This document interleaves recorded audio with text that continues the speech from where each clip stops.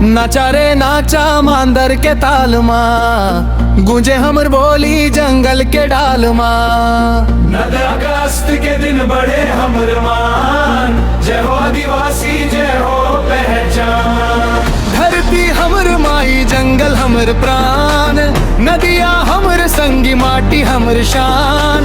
9 अगस्त के दिन गूंजे आदिवासी गान, अपन संस्कृति ना रखबो महान।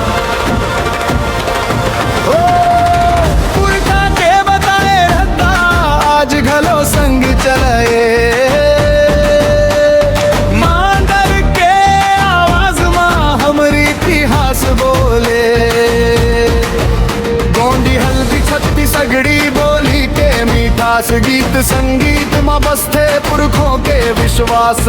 तीर कमान के संग माँ नाचा कर थंगना, माटी के सुगंध माँ बसते हमर जान। एकता के डोरीला बस के धर बोहार, अपन संस्कृति बचाबो यही हमर बात। नाचा रे नाचा मांदर बाजे जोर, आदिवासी संस्कृति के गूंजे चारों ओर।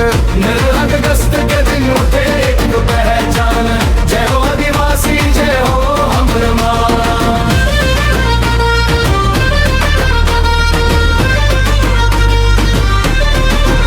महू महा के फूल में के तेंदू के हरियाली, बस्तर के धरती बोले मया भरी बोली।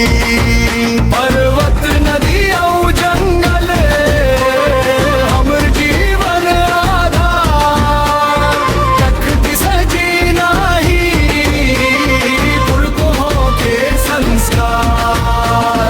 माटिला नमन करबो धरतीला प्रणाम, पुरखा के सपना लेके बढ़बो बिहार।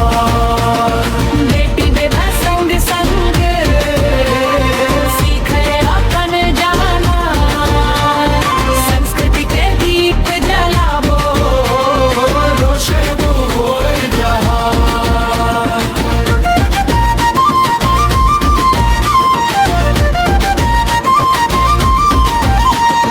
मांदर बाजे धुम धुम नगाड़ा बाजे साथ, एक सुर में बोले सब जुड़ जावे हर हाथ। नहीं मिटी हमर बोली नहीं मिटी पहचान, पीढ़ी दर पीढ़ी चली संस्कृति के सम्मान।